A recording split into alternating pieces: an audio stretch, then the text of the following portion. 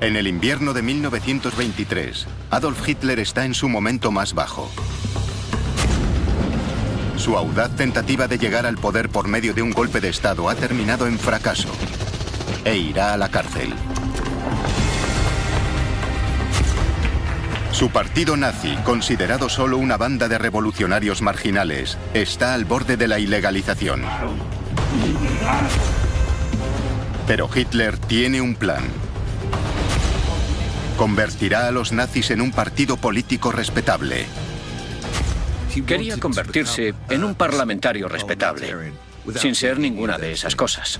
Firmeza, amor a la patria, nacionalismo. Eso nos hará avanzar, triunfar. Y lo consigue.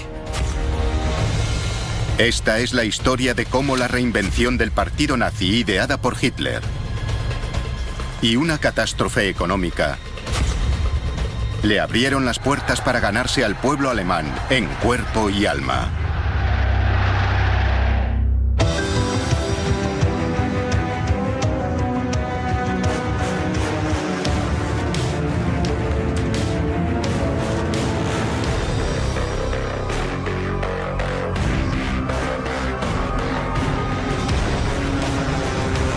El ascenso del partido nazi.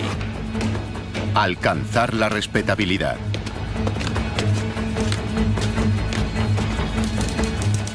Adolf Hitler comparece ante un tribunal acusado de alta traición. 4 meses antes, Hitler y su partido nacionalsocialista habían intentado derrocar al gobierno alemán de Weimar en Múnich.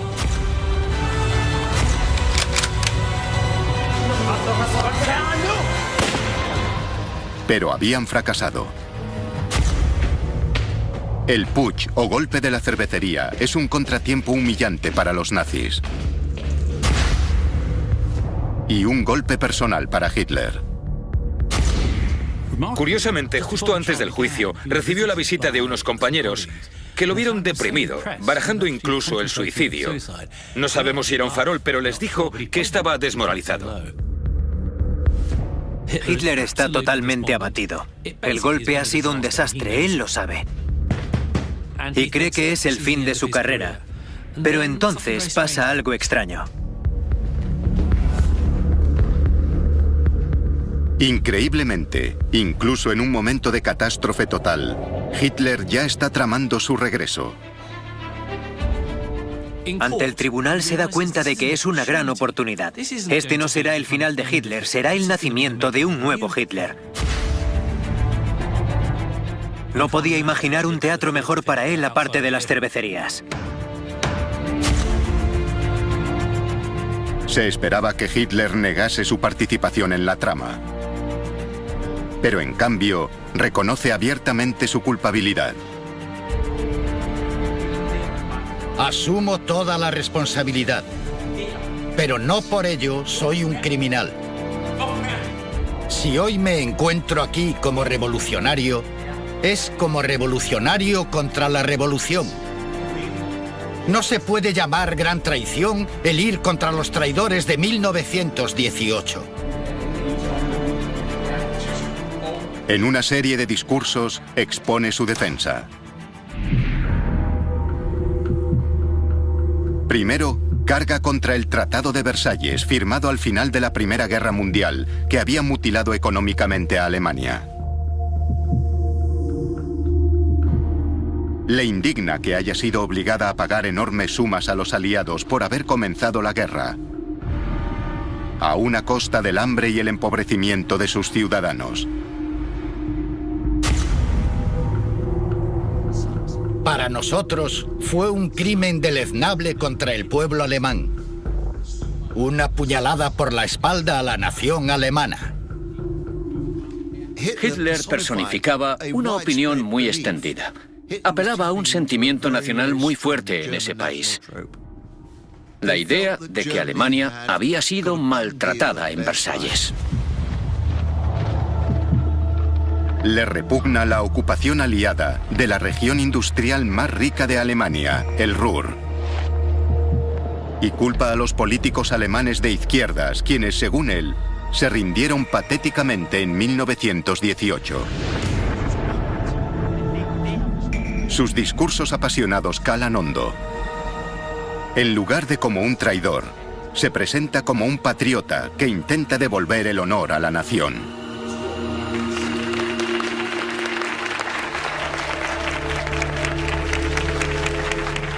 La idea de víctima de Alemania, la idea de que la culpa es de los aliados por las condiciones en Versalles, y el hecho de que el propio gobierno de Weimar sea incapaz de responder a las demandas del exterior y no muestre capacidad para liderar a Alemania como se merece, consigue despertar simpatías hacia él.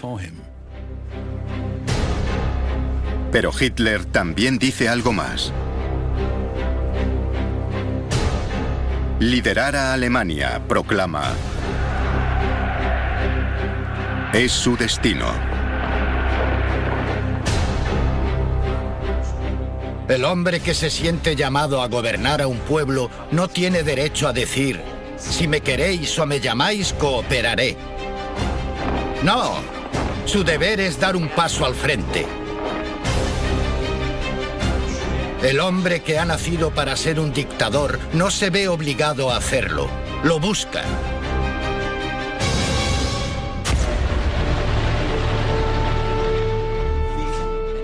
Las intervenciones de Hitler son tan fascinantes que llegan a los titulares no solo de Alemania, sino de todo el mundo. En Gran Bretaña, el Daily Express llama a Hitler Rey sin corona de Baviera y patriota demagogo de quien sugiere tal vez volvamos a oír hablar algún día.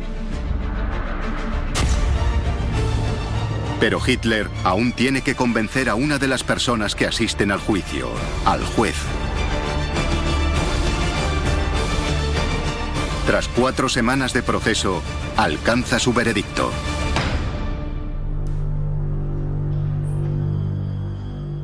Por liderar un intento de golpe de Estado, Hitler es condenado a 5 años de cárcel, una pena muy corta.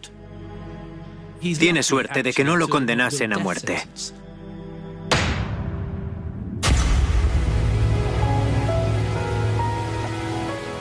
Hitler es recluido a 65 kilómetros al oeste de Múnich, en la pintoresca localidad de Landsberg, donde es tratado como si fuese un rey en el exilio. Con su nuevo estatus de famoso, Hitler aprovecha su estancia en la cárcel para hacer relaciones públicas e invita a su propio fotógrafo a inmortalizar su encarcelamiento. Ese es tan solo uno de los privilegios de los que disfruta entre rejas. Hitler después inventaría que su estancia en la prisión de Landsberg fue un infierno, pero la realidad es que fue lo contrario. Puede pasear por los jardines como y cuando quiera. Tiene permiso para que sus camaradas vayan a visitarlo. Esto no es una cárcel, es una especie de campamento de verano para nacionalistas. Estaba cómodo, tenía su silla de mimbre favorita, tenía ventanas por las que mirar y hasta engordó bastante. Comía mucha carne y bebía bastante alcohol. Le servían almuerzos de 3 platos e incluso celebraba fiestas en su propia celda. Podía relacionarse con sus amigos y también escuchar música.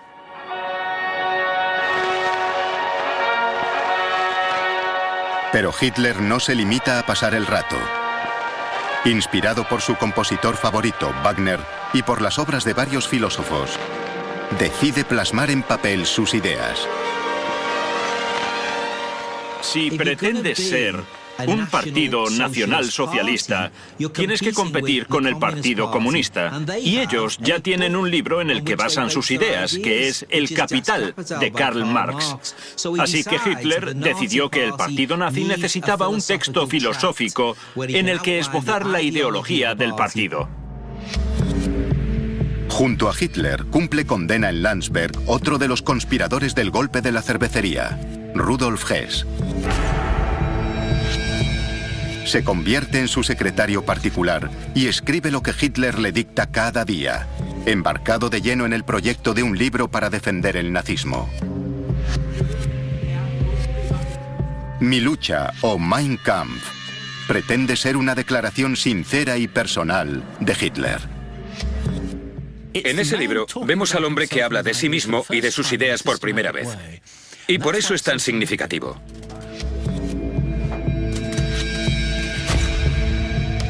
Anécdotas distorsionadas sobre la infancia de Hitler, su juventud en Viena y sus experiencias de guerra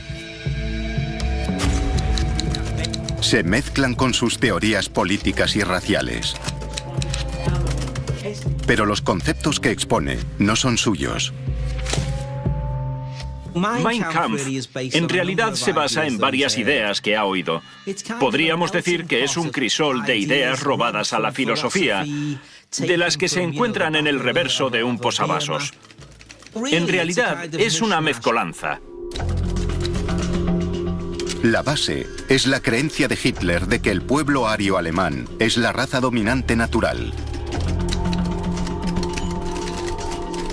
y que el mayor enemigo de Alemania son los judíos. La personificación del diablo como símbolo de todo mal asume la forma viva del judío. Hitler cree que los judíos son una raza genéticamente inferior y que son los culpables de todo lo malo que le ocurre a Alemania, incluida la capitulación del país en la Primera Guerra Mundial y sus dificultades económicas. Es y seguirá siendo el típico parásito. Una esponja que como un bacilo nocivo se propaga en cuanto encuentra un medio favorable para hacerlo. Además, les culpa del comunismo. En el bolchevismo debemos ver el intento de los judíos del siglo XX de dominar el mundo. Ahí encuentran su camino. Se cuelan entre las naciones y las minan desde dentro, con mentiras, calumnias, veneno y corrupción.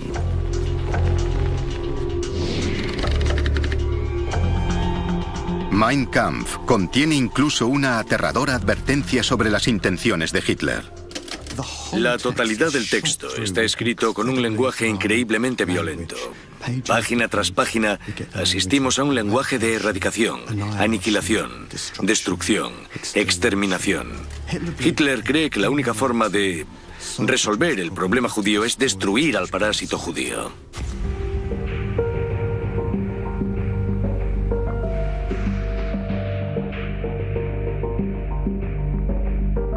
El siguiente movimiento político clave de Hitler es inspirado por un profesor de geografía política de la Universidad de Múnich y antiguo tutor de Rudolf Hess, el doctor Karl Haushofer. Durante una visita a la prisión de Landsberg, Haushofer introduce a Hitler en el concepto de Lebensraum, literalmente, espacio vital. En el concepto de Lebensraum está implícita la idea de anexión territorial. Karl Haushofer cree que Alemania está superpoblada y afirma que la única forma de que Alemania alivie su densidad de población es conseguir espacio vital, Lebensraum. El concepto Lebensraum hace surgir en Hitler la idea de que para que la nación se convierta en una gran potencia, Alemania debe invadir otros países, especialmente los poblados con razas a las que él considera inferiores.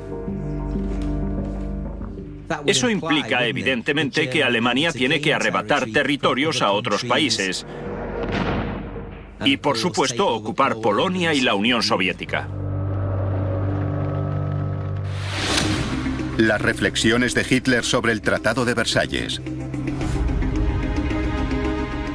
La destrucción de los judíos. El comunismo. La supremacía alemana. Y la expansión rápida. Ya han cristalizado para el consumo del público. Mein Kampf se convertirá en el texto base para el Tercer Reich y para el sueño de Hitler de crear un nuevo orden. Ahora solo tiene que conseguir que llegue al pueblo alemán.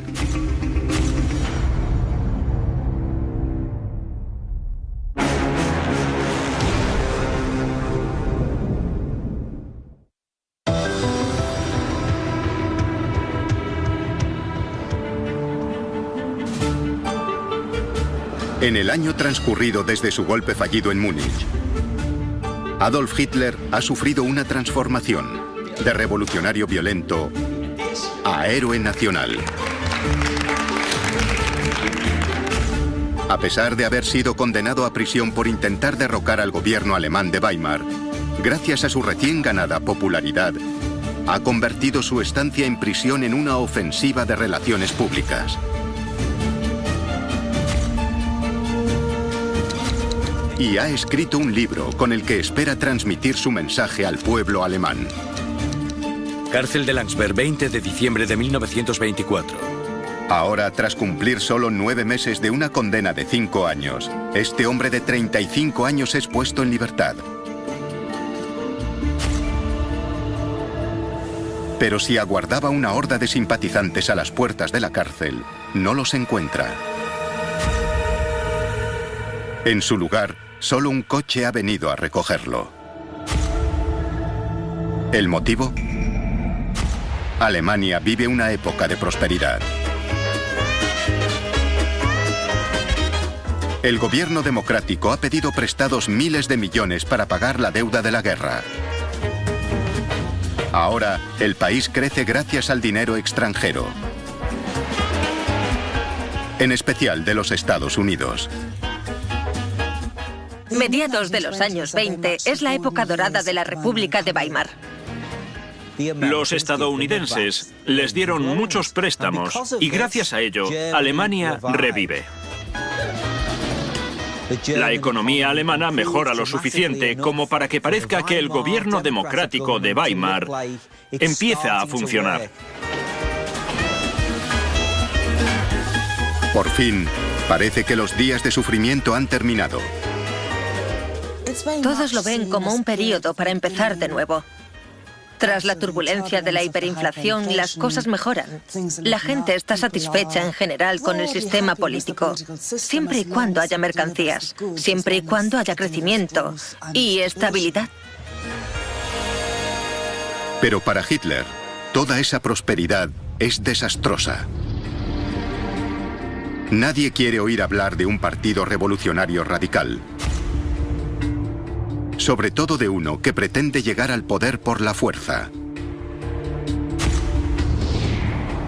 Y lo que es peor, como pena por haber participado en el golpe de la cervecería, a Hitler se le prohíbe hablar en público. Incluso se habla de la posibilidad de deportarlo a su Austria natal. Y las malas noticias no terminan ahí. El partido nazi está al borde del colapso. El amigo fiel de Hitler y su mano derecha, Hermann Göring, se ha enganchado a las drogas. Göring, que resultó herido durante el putsch, evitó la detención. Pero fue hospitalizado en Austria, donde le administraron morfina para paliar el dolor. En los meses siguientes, esto le llevará a desarrollar una adicción a la morfina.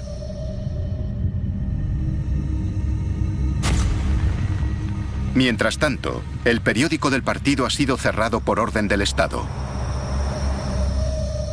La militancia del partido nazi, que había alcanzado los 55.000 afiliados en 1923, ha perdido más de la mitad de sus miembros. Y en las elecciones de diciembre de 1924, los nazis sufren una gran derrota. Solo consiguen el 3% de los votos. El partido ha sufrido la ausencia de Hitler y la transformación de la opinión pública. Era un declive natural.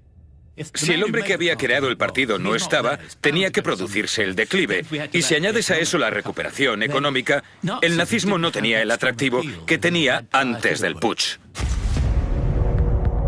Hay algo más humillante si cabe. Cuando se publica Mein Kampf, el manifiesto autobiográfico de Hitler, es un fracaso editorial.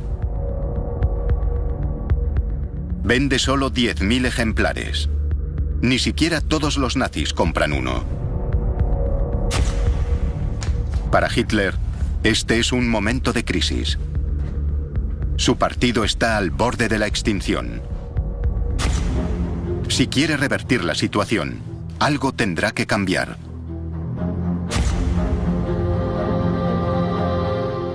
Hitler tomó la decisión de que a partir de ese momento los nazis dejarían de ser un partido violento y revolucionario.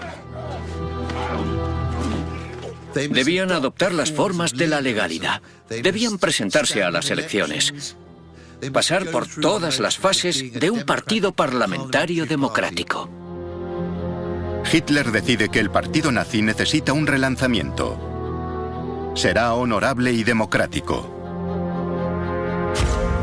Buscará el poder no a través de la violencia, sino ocupando asientos en el Parlamento alemán, el Reichstag. Quería adoptar el manto de la respetabilidad y convertirse, al menos en apariencia, en un parlamentario respetable, sin ser ninguna de esas cosas. A puerta cerrada, Hitler explica a su círculo íntimo. Tendremos que taparnos la nariz y entrar en el Reichstag. Si tardamos más en ganarles por votos que disparándoles, al menos los resultados respaldarán su propia constitución.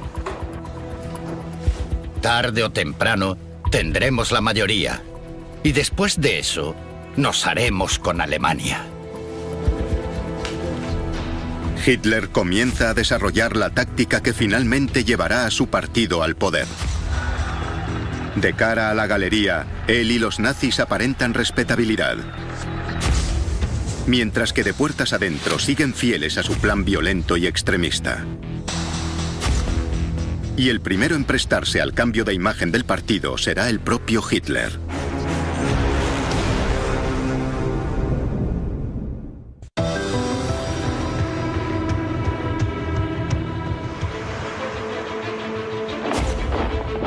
A mediados de los años 20, el partido nazi sufre un serio declive. Adolf Hitler sabe que para llevar a su partido al poder, tendrá que intentar una táctica legítima. Los nazis necesitan librarse de su imagen de matones, violencia y revolución. Tienen que ser considerados respetables y democráticos. Tiene que parecer que trabajan dentro del sistema político y que son un partido político real y creíble, y no solo unos lunáticos que intentan hacerse con el poder en las cervecerías de Múnich.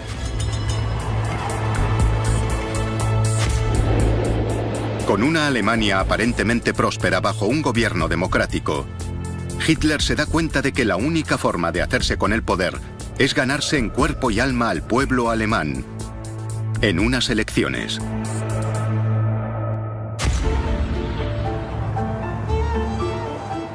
Para comenzar su ofensiva amable, el partido nazi necesita un cambio de imagen, que comenzará por el propio Hitler.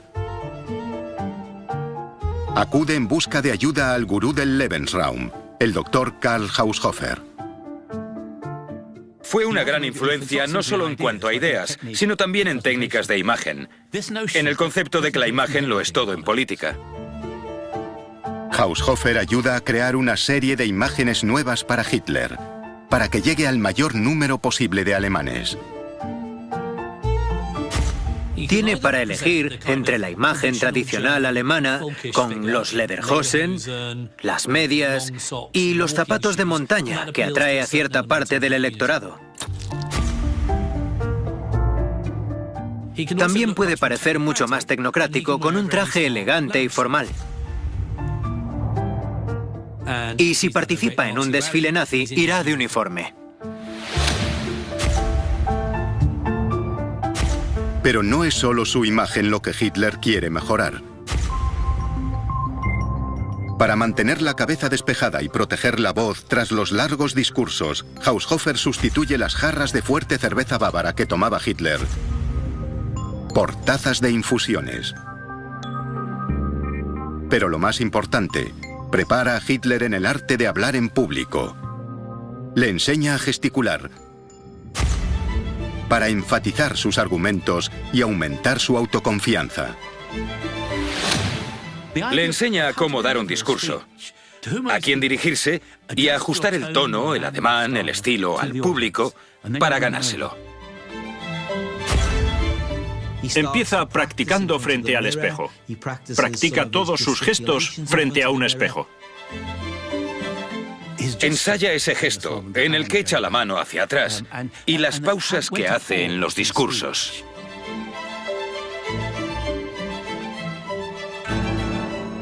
Pide que le hagan una serie de fotografías para decidir qué gesticulaciones funcionan mejor con sus discursos. Está muy centrado en lo de la imagen. Es fácil despreciar eso y decir que es vanidoso y que denota autoobsesión. Y Hitler era así. Pero al mismo tiempo tiene todo el sentido. Si la oratoria es uno de tus puntos fuertes, debes hacerlo bien, así que ¿por qué no practicar frente al espejo?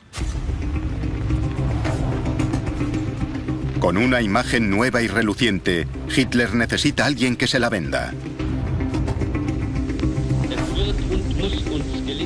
Y ha encontrado a la persona perfecta. El escritor fracasado, Joseph Goebbels. Cuesta imaginar una forma menos perfecta de Superman nórdico que Joseph Goebbels. Si hay alguien que no parece un nazi, ese es Goebbels. Es bajo, delgado, físicamente imperfecto porque padece pie equino y además es bastante feo. Pero tiene una mente muy rápida. Es doctor en filología y es consciente del poder de la propaganda y las palabras. Acomplejado por su altura, su discapacidad y porque el ejército alemán lo rechazó por ello, él también desprecia al gobierno de Weimar. Había nacido en una familia católica muy pobre, pero había roto con la Iglesia. Era un hombre de gran inteligencia y talento, pero que buscaba una dirección. Su don para la adulación es lo primero que llama la atención. En una carta inspirada por los discursos de Hitler durante su juicio por el putsch de la cervecería, Goebbels escribió: Como una estrella en ciernes apareciste ante nuestros ojos. Hiciste milagros para aclarar nuestras ideas. Y en un mundo de escepticismo y desesperación, nos diste fe. Diste voz a la necesidad de toda una generación. Un día Alemania te dará las gracias. Pero no conocería a Hitler hasta 15 meses después, en verano de 1925. Y entonces escribiría: es todo lo que esperaba. Era todo lo que él había esperado y más. Cuando cayó bajo el embrujo de Hitler, se prendó de él como una colegiala. En una entrada de su diario el 23 de noviembre de 1925, Goebbels escribe: ¡Qué alegría! Me saluda como a un viejo amigo, como lo quiero. Me ha dado una foto con una dedicatoria a la región de Renania. Heil Hitler. Quiero que Hitler sea mi amigo. Para cambiar la imagen de todo el partido nazi, Hitler sabe que necesita la ayuda de un hombre como Goebbels. Muchos miembros del partido nazi consideraban a Goebbels el más brillante de todos. Era muy ingenioso, no tenía esa forma prusiana un poco cuadriculada de hacer las cosas siguiendo el manual. Es un gran trabajador. Es un hombre de una enorme energía, dispuesto a trabajar muchísimas horas y a viajar incesantemente. Es una figura de muchísimos recursos. Si hay un problema, Goebbels lo solucionará. Era el hombre al que recurrir. El partido aún está sometido a restricciones en muchas zonas de Alemania, y Hitler necesita a alguien que atraiga a nuevos votantes. Goebbels era un hombre que comprendió intuitivamente los métodos modernos de propaganda. Vemos un cambio hacia los medios impresos por necesidad, porque Hitler tiene prohibido pronunciar discursos en público. Eso hace que surjan toda una gama de periódicos y revistas nazis. Los nazis, en este momento, están a la vanguardia en el uso propagandístico de panfletos, de revistas ilustradas, carteles electorales.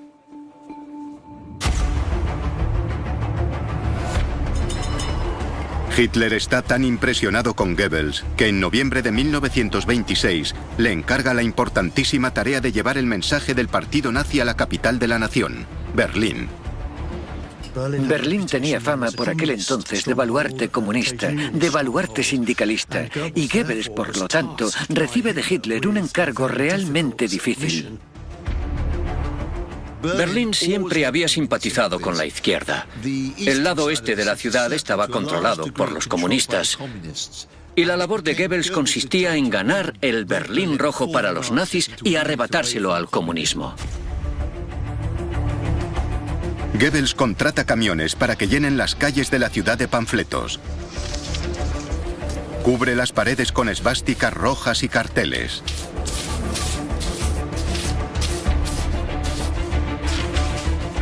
Y utiliza su periódico berlinés, Der Angriff, El Ataque, para llevar la ideología política de Hitler a las masas. Pero también hace uso de otro de sus grandes talentos: dar discursos. La prohibición de hablar en público se levanta en 1927.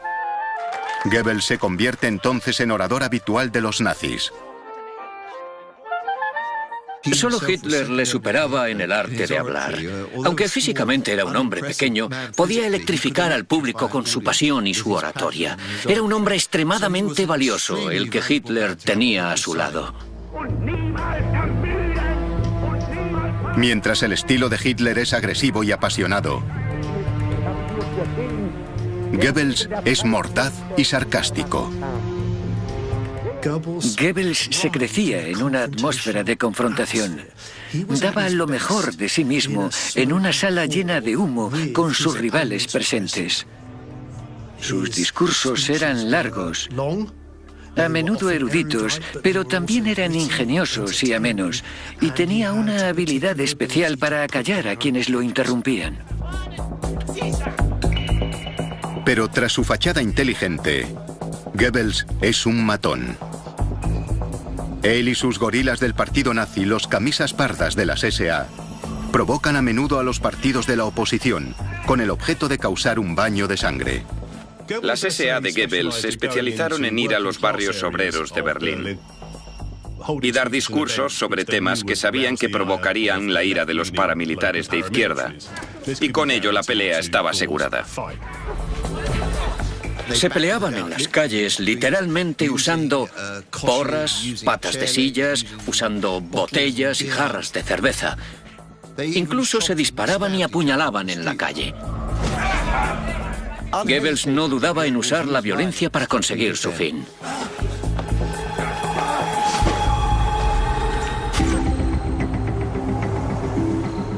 Mientras Goebbels está ocupado con la capital de Alemania, en Múnich, Hitler trabaja en los últimos retoques de su imagen. Quiere algo que lo distinga. Como aspirante a dirigir Alemania, pretende crear su propio cuerpo especial de guardaespaldas. El grupo obvio entre el que reclutarlos serían los camisas pardas de las SA, pero están considerados demasiado burdos. Necesita algo más de élite. Más presidencial. Nacen las Schutzstaffel, la nueva fuerza de protección de Hitler, o las SS. Las SS representan el ideal de la virilidad alemana. La afiliación está restringida solo a quienes tengan un árbol genealógico ario que se remonte al siglo XVIII. Serían una especie de guardia imperial de la antigua Roma. Eran los más altos, los mejores, los más en forma y vestían unos uniformes negros inmaculados. Los uniformes característicos con los que los vistió Hitler fueron fabricados por el diseñador y miembro del partido nazi, Hugo Boss. No hay nada más impactante en la propaganda nazi que el uniforme de las SS. Su intención era intimidar, aterrorizar. Llevaban botas negras, pantalones de montar negros y una calavera y unos huesos cruzados en su insignia, la Totenkopf. La Totenkopf pretendía simbolizar fuerza y determinación, lealtad y compromiso hasta la muerte. Con una imagen de partido que evoluciona rápidamente, una potente maquinaria de propaganda detrás y las elecciones de 1928 en el horizonte, por fin Hitler puede poner su nueva imagen nazi a prueba.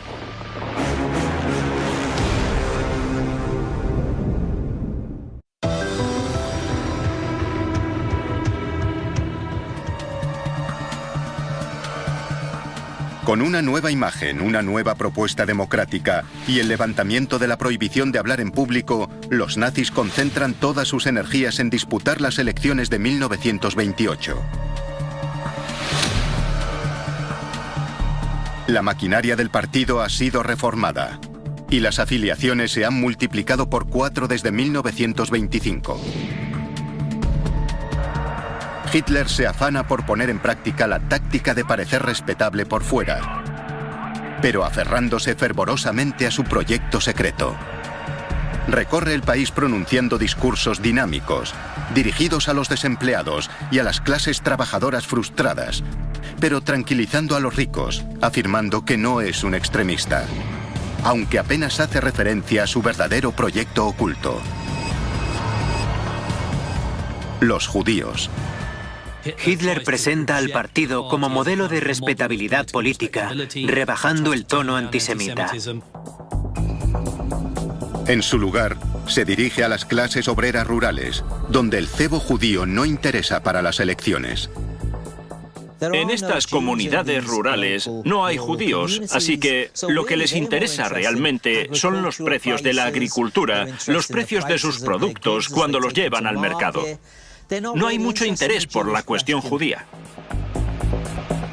Y hay otra razón por la que los nazis rebajan su antisemitismo. Hitler busca el apoyo de los empresarios. La mayoría de las empresas alemanas que exportan y realizan intercambios con otros países lo hacen con personas que son judías. El argumento político central de Hitler no es el racista, sino el económico. Advierte de que el boom de la economía del país ha sido propiciado por el dinero estadounidense y si este faltase, Alemania se colapsaría. La frase que Hitler usa en algunos de sus discursos es «Weimar está bailando sobre un volcán» y que toda la prosperidad se debe únicamente a los préstamos. Con el tiempo, todo se vendrá abajo y Alemania volverá de nuevo a un estado de depresión por haber confiado en los préstamos estadounidenses.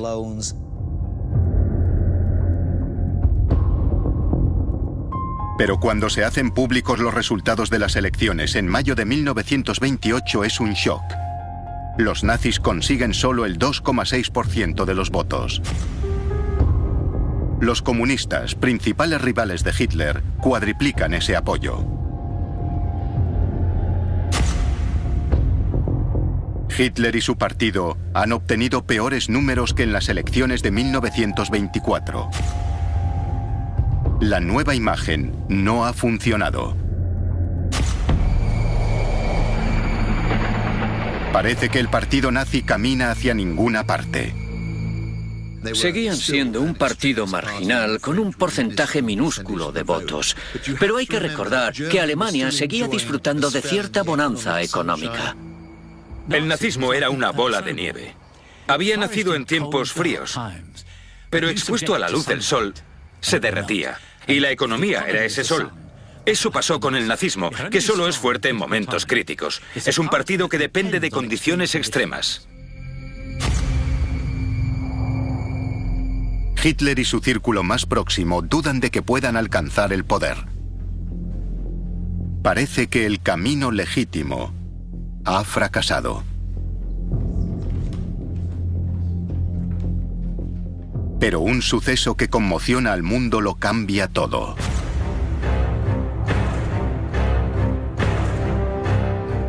El 24 de octubre de 1929, el mercado de valores de Wall Street se desploma. Tal y como Hitler había predicho, los bancos estadounidenses reclaman sus préstamos en un intento desesperado por salvarse.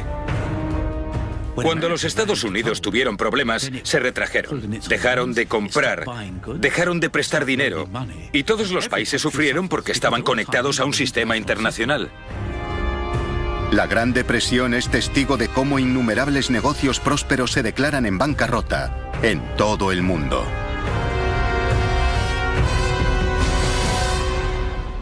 En Alemania, los efectos son devastadores. Sin los préstamos de los Estados Unidos, los bancos caen. El desempleo se dispara dramáticamente. En tan solo 8 semanas, pasa del 3 al 26%. Alemania alcanza los 6 millones de parados. Y si pensamos que un desempleado afecta a otras 3 personas más que viven con él, hablamos de 24 millones de alemanes afectados por el crack de Wall Street. Prácticamente nadie escapa a sus efectos. Las personas que habían ahorrado con mucho esfuerzo tras la hiperinflación de los años 20 sufren un duro golpe. La clase media se vio de nuevo ante la pesadilla que había vivido en 1923, cuando la enorme inflación los empobreció y se llevó todos sus ahorros de la noche a la mañana.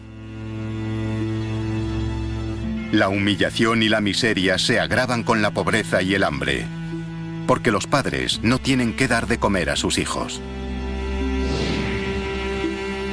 Vuelve el caos, y el pueblo alemán cada vez desconfía más de la República de Weimar.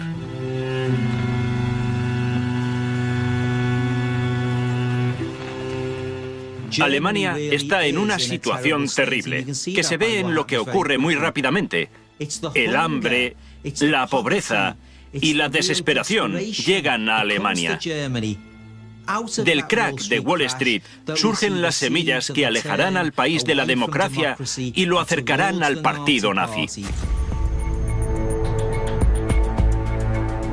Un hombre ya había predicho todo esto. De repente, la gente lo ve de otra manera. Adolf Hitler ya no es un extremista radical. Es un profeta. Lo que él había dicho que pasaría, estaba pasando. ¿De quién es la culpa? Bueno, podríamos decir que es un problema de la economía internacional. Pero para los nazis, la economía internacional era la economía judía. Hitler cree que es una conspiración. Os dijimos lo que pasaría y ahora se ha hecho realidad. Con la nación alemana sumida en la desesperación, Hitler disfruta por fin de la oportunidad que había estado esperando. Curiosamente, muchos de los que más han sufrido a consecuencia de la Gran Depresión son quienes habían ignorado a Hitler y habían votado en su contra. Ahora están dispuestos a escuchar su mensaje. Los nazis están en pleno ascenso. Para Hitler, este es un momento de crisis. Su partido está al borde de la extinción. Si quiere revertir la situación, algo tendrá que cambiar.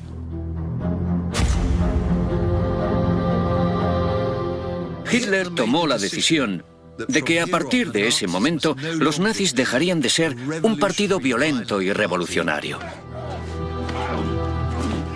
Debían adoptar las formas de la legalidad. Debían presentarse a las elecciones.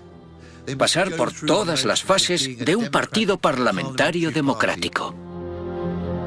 Hitler decide que el partido nazi necesita un relanzamiento. Será honorable y democrático. Buscará el poder no a través de la violencia, sino ocupando asientos en el Parlamento alemán, el Reichstag. Quería adoptar el manto de la respetabilidad y convertirse, al menos en apariencia, en un parlamentario respetable, sin ser ninguna de esas cosas. A puerta cerrada, Hitler explica a su círculo íntimo: tendremos que taparnos la nariz y entrar en el Reichstag. Si tardamos más en ganarles por votos que disparándoles, al menos los resultados respaldarán su propia constitución. Tarde o temprano, tendremos la mayoría. Y después de eso, nos haremos con Alemania. Hitler comienza a desarrollar la táctica que finalmente llevará a su partido al poder.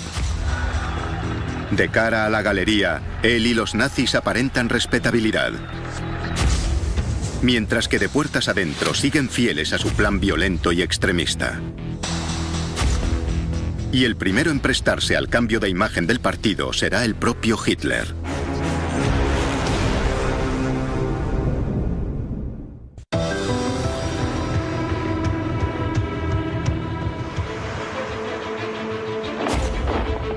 A mediados de los años 20, el partido nazi sufre un serio declive.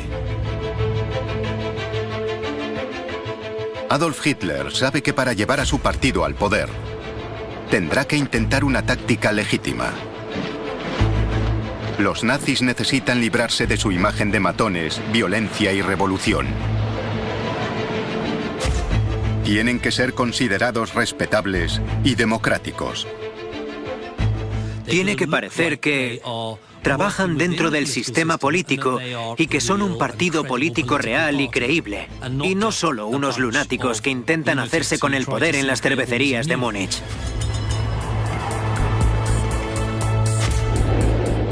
Con una Alemania ofensiva amable, el partido nazi necesita un cambio de imagen, que comenzará por el propio Hitler. Acude en busca de ayuda al gurú del Lebensraum, el doctor Karl Haushofer. Fue una gran influencia no solo en cuanto a ideas, sino también en técnicas de imagen, en el concepto de que la imagen lo es todo en política. Haushofer ayuda a crear una serie de imágenes nuevas para Hitler, para que llegue al mayor número posible de alemanes. Tiene para elegir entre la imagen tradicional alemana, con los Lederhosen, las medias y los zapatos de montaña, que atrae a cierta parte del electorado.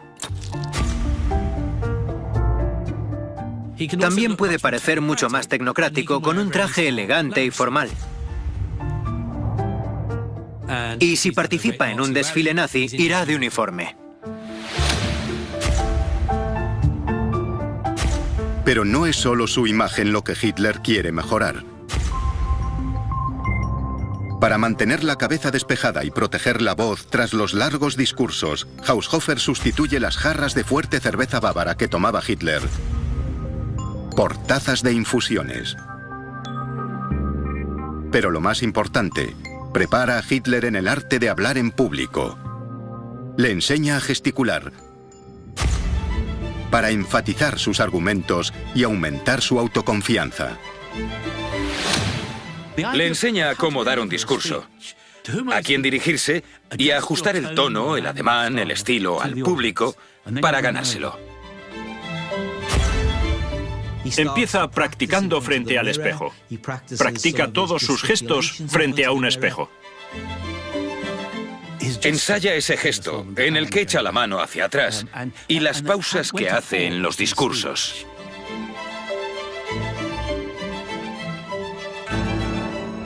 Pide que le hagan una serie de fotografías para decidir qué gesticulaciones funcionan mejor con sus discursos. Está muy centrado en lo de la imagen. Es fácil despreciar eso y decir que es vanidoso y que denota autoobsesión. Y Hitler era así. Pero al mismo tiempo tiene todo el sentido. Si la oratoria es uno de tus puntos fuertes, debes hacerlo bien, así que ¿por qué no practicar frente al espejo?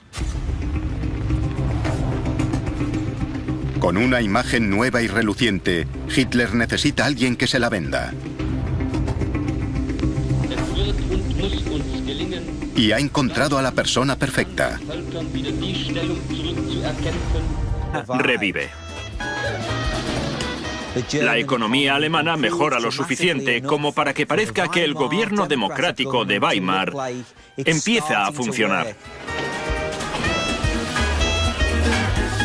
Por fin, parece que los días de sufrimiento han terminado. Todos lo ven como un periodo para empezar de nuevo. Tras la turbulencia de la hiperinflación, las cosas mejoran. La gente está satisfecha en general con el sistema político, siempre y cuando haya mercancías, siempre y cuando haya crecimiento y estabilidad. Pero para Hitler, toda esa prosperidad es desastrosa. Nadie quiere oír hablar de un partido revolucionario radical. Sobre todo de uno que pretende llegar al poder por la fuerza. Y lo que es peor, como pena por haber participado en el golpe de la cervecería, a Hitler se le prohíbe hablar en público. Incluso se habla de la posibilidad de deportarlo a su Austria natal. Y las malas noticias no terminan ahí. El partido nazi está al borde del colapso. El amigo fiel de Hitler y su mano derecha, Hermann Göring, se ha enganchado a las drogas. Göring, que resultó herido durante el putsch, evitó la detención. Pero fue hospitalizado en Austria, donde le administraron morfina para paliar el dolor. En los meses siguientes, esto le llevará a desarrollar una adicción a la morfina.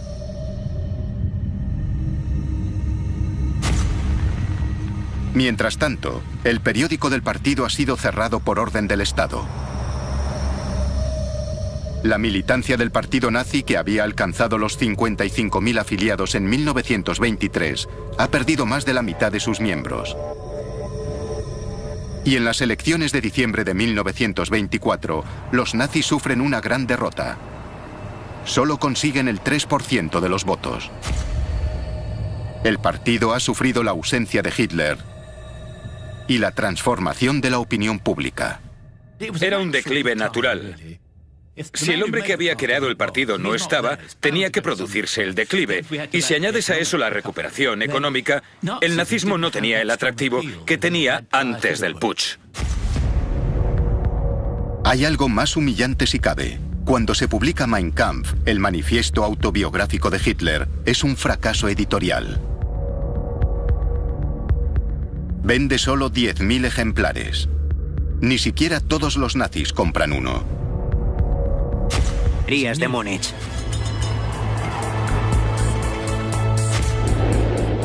Con una Alemania aparentemente próspera bajo un gobierno democrático, Hitler se da cuenta de que la única forma de hacerse con el poder es ganarse en cuerpo y alma al pueblo alemán en unas elecciones.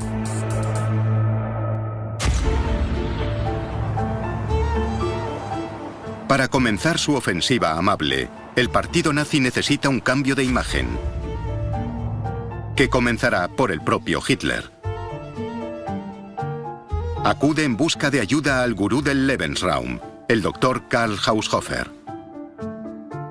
Fue una gran influencia no solo en cuanto a ideas, sino también en técnicas de imagen, en el concepto de que la imagen lo es todo en política. Haushofer ayuda a crear una serie de imágenes nuevas para Hitler, para que llegue al mayor número posible de alemanes.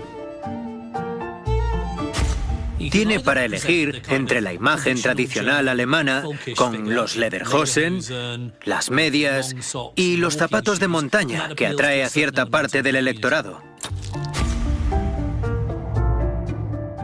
También puede parecer mucho más tecnocrático, con un traje elegante y formal. Y si participa en un desfile nazi, irá de uniforme. Pero no es solo su imagen lo que Hitler quiere mejorar. Para mantener la cabeza despejada y proteger la voz tras los largos discursos, Haushofer sustituye las jarras de fuerte cerveza bávara que tomaba Hitler por tazas de infusiones. Pero lo más importante, prepara a Hitler en el arte de hablar en público. Le enseña a gesticular para enfatizar sus argumentos y aumentar su autoconfianza. Le enseña a cómo dar un discurso, a quién dirigirse y a ajustar el tono, el ademán, el estilo al público para ganárselo. Empieza practicando frente al espejo. Practica todos sus gestos frente a un espejo. Ensaya ese gesto en el que echa la mano hacia atrás y las pausas que hace en los discursos.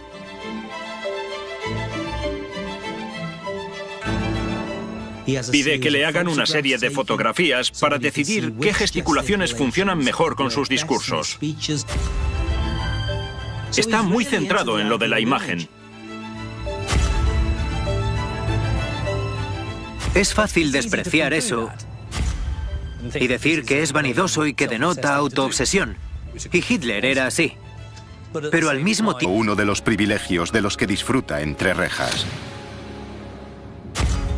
Hitler después inventaría que su estancia en la prisión de Landsberg fue un infierno, pero la realidad es que fue lo contrario.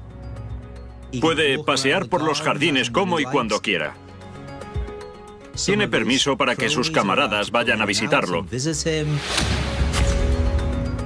Esto no es una cárcel, es una especie de campamento de verano para nacionalistas. Estaba cómodo, tenía su silla de mimbre favorita, tenía ventanas por las que mirar y hasta engordó bastante. Comía mucha carne y bebía bastante alcohol. Le servían almuerzos de 3 platos. E incluso celebraba fiestas en su propia celda. Podía relacionarse con sus amigos y también escuchar música.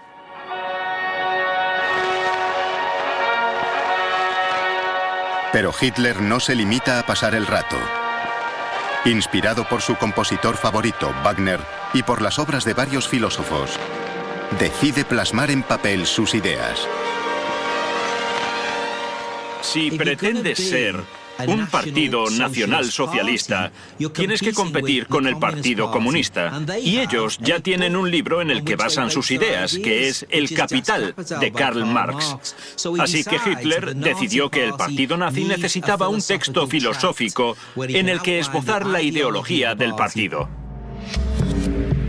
Junto a Hitler, cumple condena en Landsberg otro de los conspiradores del golpe de la cervecería, Rudolf Hess. Se convierte en su secretario particular y escribe lo que Hitler le dicta cada día, embarcado de lleno en el proyecto de un libro para defender el nazismo. Mi lucha, o Mein Kampf, pretende ser una declaración sincera y personal de Hitler. En ese libro vemos al hombre que habla de sí mismo y de sus ideas por primera vez. Y por eso es tan significativo.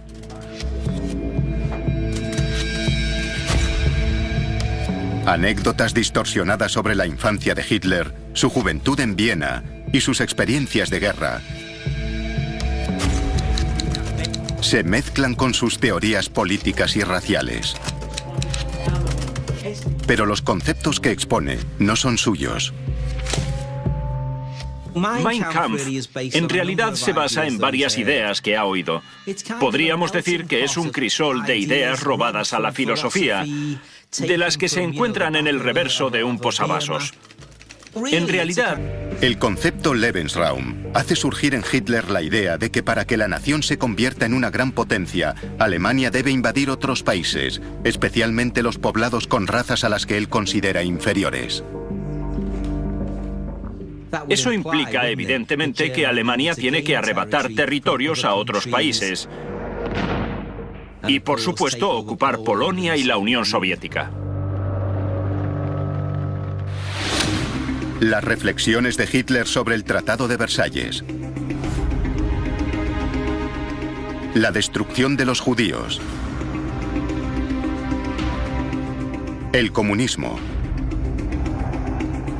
La supremacía alemana y la expansión rápida ya han cristalizado para el consumo del público. Mein Kampf se convertirá en el texto base para el Tercer Reich y para el sueño de Hitler de crear un nuevo orden. Ahora solo tiene que conseguir que llegue al pueblo alemán.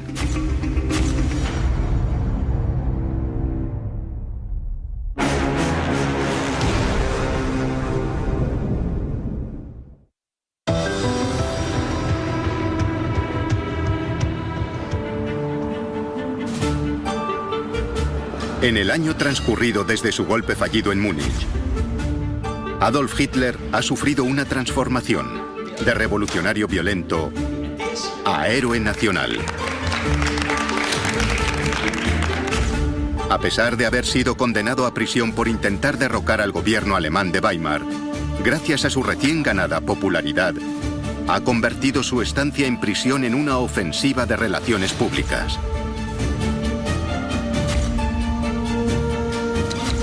Y ha escrito un libro con el que espera transmitir su mensaje al pueblo alemán. Cárcel de Landsberg, 20 de diciembre de 1924.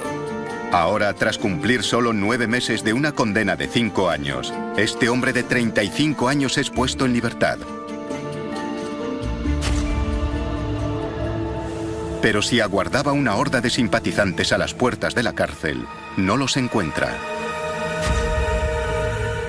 En su lugar, solo un coche ha venido a recogerlo. ¿El motivo? Alemania vive una época de prosperidad. El gobierno democrático ha pedido prestados miles de millones para pagar la deuda de la guerra. Ahora, el país crece gracias al dinero extranjero, en especial de los Estados Unidos. Mediados de El partido nazi está al borde del colapso. El amigo fiel de Hitler y su mano derecha, Hermann Göring, se ha enganchado a las drogas. Göring, que resultó herido durante el putsch, evitó la detención. Pero fue hospitalizado en Austria, donde le administraron morfina para paliar el dolor. En los meses siguientes, esto le llevará a desarrollar una adicción a la morfina.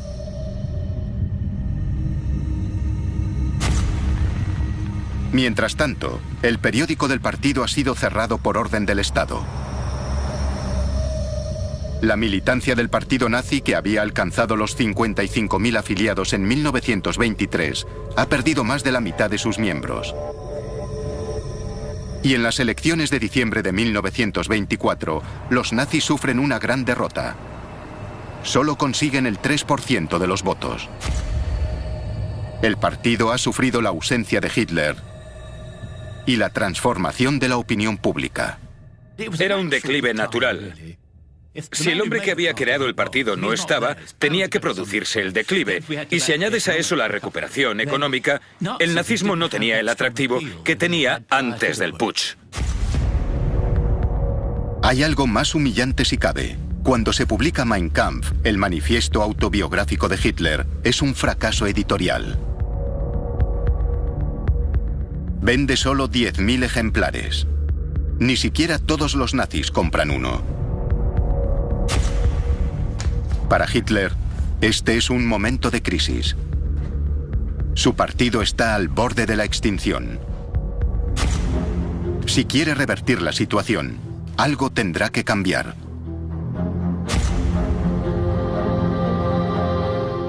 Hitler tomó la decisión de que a partir de ese momento los nazis dejarían de ser un partido violento y revolucionario.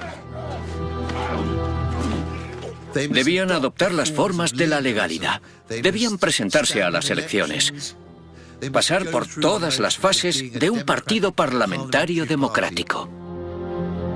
Hitler decide que el partido nazi necesita un relanzamiento. Será honorable y democrático. Buscará el poder no a través de la violencia, sino ocupando asientos en el Parlamento alemán, el Reichstag.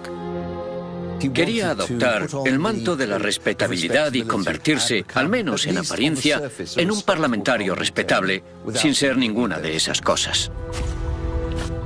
A puerta cerrada, Hitler explica a su círculo íntimo. Tiene para elegir entre la imagen tradicional alemana, con los lederhosen, las medias y los zapatos de montaña, que atrae a cierta parte del electorado. También puede parecer mucho más tecnocrático con un traje elegante y formal.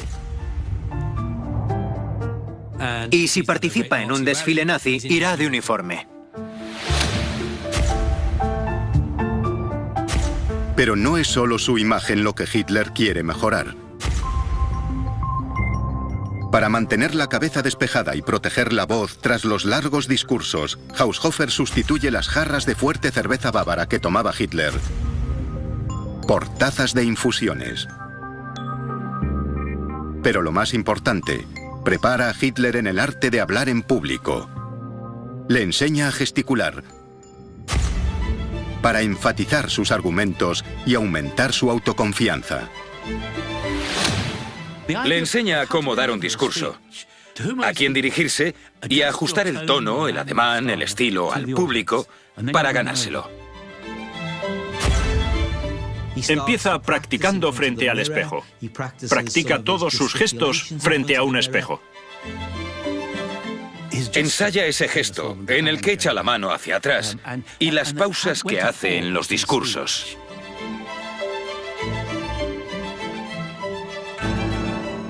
Pide que le hagan una serie de fotografías para decidir qué gesticulaciones funcionan mejor con sus discursos. Está muy centrado en lo de la imagen. Es fácil despreciar eso y decir que es vanidoso y que denota autoobsesión. Y Hitler era así. Pero al mismo tiempo tiene todo el sentido. Si la oratoria es uno de tus puntos fuertes, debes hacerlo bien, así que ¿por qué no practicar frente al espejo?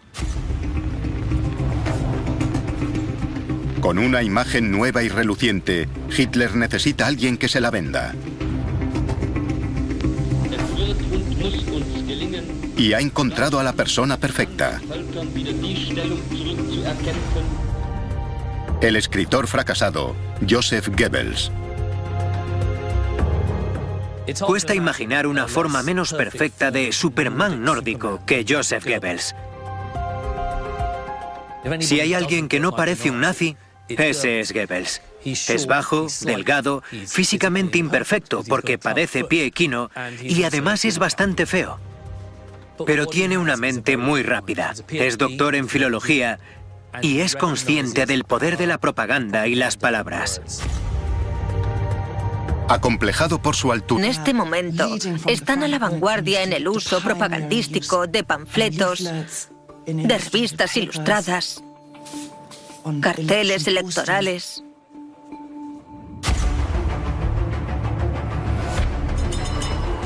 Hitler está tan impresionado con Goebbels que en noviembre de 1926 le encarga la importantísima tarea de llevar el mensaje del partido nazi a la capital de la nación, Berlín. Berlín tenía fama por aquel entonces de baluarte comunista, de baluarte sindicalista, y Goebbels, por lo tanto, recibe de Hitler un encargo realmente difícil. Berlín siempre había simpatizado con la izquierda. El lado este de la ciudad estaba controlado por los comunistas. Y la labor de Goebbels consistía en ganar el Berlín rojo para los nazis y arrebatárselo al comunismo. Goebbels contrata camiones para que llenen las calles de la ciudad de panfletos. Cubre las paredes con esvásticas rojas y carteles.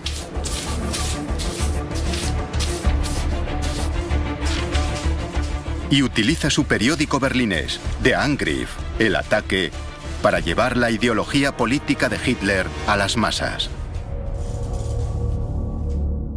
Pero también hace uso de otro de sus grandes talentos: dar discursos. La prohibición de hablar en público se levanta en 1927. Goebbels se convierte entonces en orador habitual de los nazis. Solo Hitler le superaba en el arte de hablar.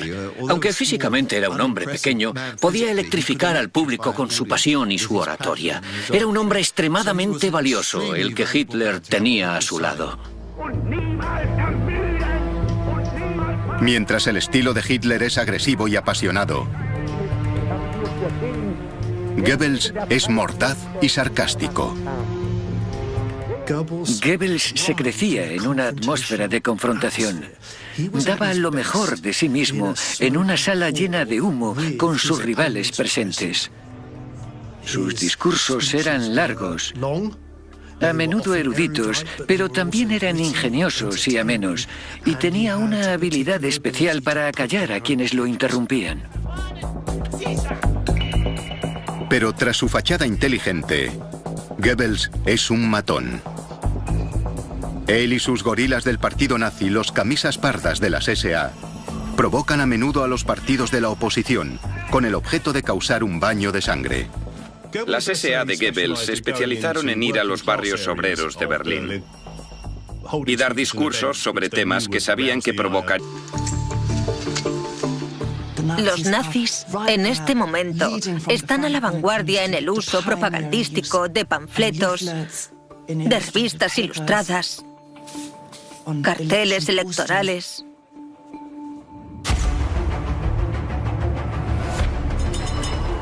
Hitler está tan impresionado con Goebbels que en noviembre de 1926 le encarga la importantísima tarea de llevar el mensaje del partido nazi a la capital de la nación, Berlín. Berlín tenía fama por aquel entonces de baluarte comunista, de baluarte sindicalista, y Goebbels, por lo tanto, recibe de Hitler un encargo realmente difícil. Berlín siempre había simpatizado con la izquierda. El lado este de la ciudad estaba controlado por los comunistas. Y la labor de Goebbels consistía en ganar el Berlín rojo para los nazis y arrebatárselo al comunismo. Goebbels contrata camiones para que llenen las calles de la ciudad de panfletos. Cubre las paredes con esvásticas rojas y carteles.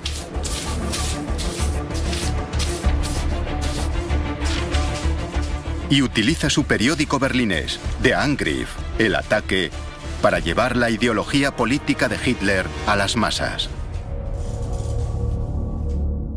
Pero también hace uso de otro de sus grandes talentos: dar discursos. La prohibición de hablar en público se levanta en 1927. Goebbels se convierte entonces en orador habitual de los nazis. Solo Hitler le superaba en el arte de hablar. Aunque físicamente era un hombre pequeño, podía electrificar al público con su pasión y su oratoria. Era un hombre extremadamente valioso, el que Hitler tenía a su lado. Mientras el estilo de Hitler es agresivo y apasionado, Goebbels es mordaz y sarcástico. Goebbels se crecía en una atmósfera de confrontación. Daba lo mejor de sí mismo en una sala llena de humo con sus rivales presentes. Sus discursos eran largos, a menudo eruditos, pero también eran ingeniosos y amenos, y tenía una habilidad especial para acallar a quienes lo interrumpían. Pero tras su fachada inteligente, Goebbels es un matón. Él y sus gorilas del partido nazi, los camisas pardas de las SA, provocan a menudo a los partidos de la oposición, con el objeto de causar un baño de sangre. Las SA de Goebbels se especializaron en ir a los barrios obreros de Berlín